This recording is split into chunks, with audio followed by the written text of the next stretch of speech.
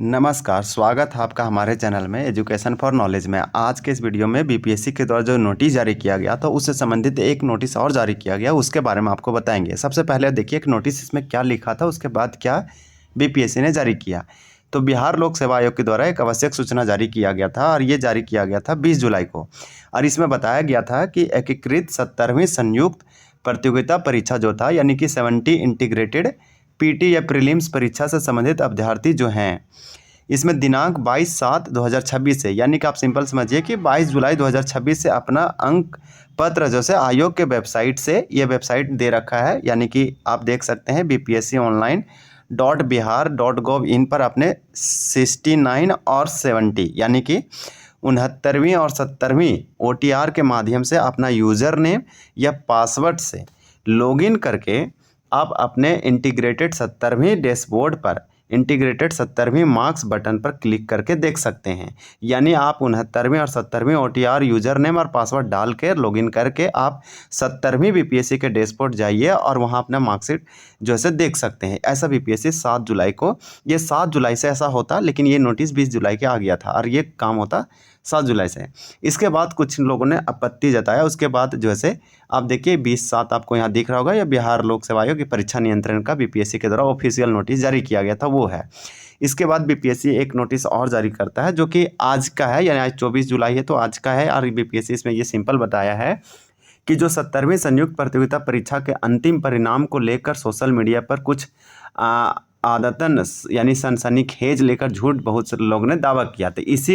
इसी को लेकर अभ्यर्थी के जो अंक या कटअप के बराबर रहते हुए भी चयन नहीं हुआ, यानी ऐसा माना गया कि बहुत सारे कैंडिडेट का जो से उतना ही मार्क्स आया जितना कटअप था, तो उन लोगों का चयन होना चाहिए था।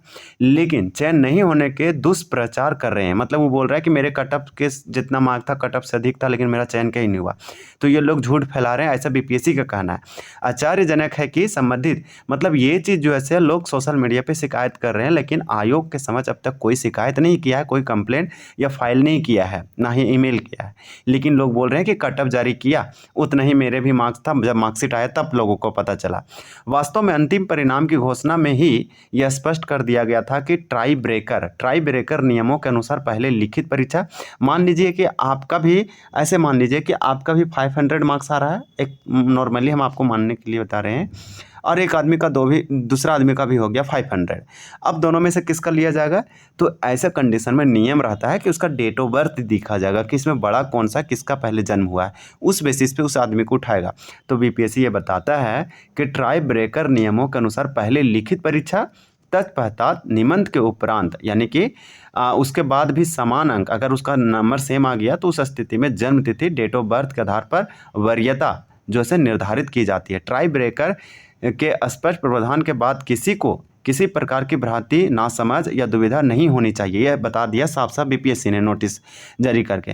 फिर भी अगर श्रेणीवार किसी अभ्यर्थी को ट्राई ब्रेकर प्रावधानों के अनुसार परिणाम घोषित नहीं होने की भ्रांति है तो वे परीक्षा फल की दूसरी कंडिका में वर्णित प्रावधानों को अवलोकन कर सकते हैं, ऐसा बीपीएससी बताती है। और अभ्यर्थी कृपया ऐसे जैसे साजिशपूर्ण, खोखले, निराधार और सनसनीखेज बोलता है, ये सबसे सावधान रहिए। आयोग के आधिकारिक वेबसाइट पर आप ध्यान दीजिए, आयोग के वेबसाइट से ही सब चीज़ देखिए। यहाँ पे लोगों ने बताया डायरेक्टली कि बीपीएससी ने मार्कशीट जो से जारी किया तो पता चला कि काट के जैसा ही मेरा ही मार्क्स था उतना ही, तो फिर रिजल्ट क्यों नहीं हुआ?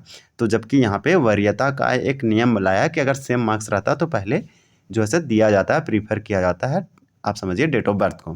तो ये बीपीएससी का कहना है। तो ये जो है ज़्यादा आपको देखने को मिला होगा, या भी कुछ दिन आपको ज़्यादा सोशल मीडिया में जो है फैला था। तो ये एक छोटा सा नोटिस था, कुछ अगर बीपीएससी की तरफ से नोटिस आता आपको ज़रूर बताएंगे। अगर आप 72वीं बीपीएससी का तैयारी कर रहे हैं तो उसका भी तो एग्ज़ाम पोस्टपोन हुआ, आप अच्छे से तैयारी कीजिए, बहुत जल्द एग्जाम लिया जाएगा। जैसे न्यू डेटा आएगा आपको अपडेट कर देंगे। आप चीज़ों को करेंट अफेयर जितना भी उसका सिलेबस के अनुसार आप टेस्ट या प्रैक्टिस लगाते रहिए, चीज़ों को रिवाइज करते रहिए। तो चलिए वीडियो को एंड करते हैं, एक छोटा सा इन्फॉर्मेशन था। धन्यवाद।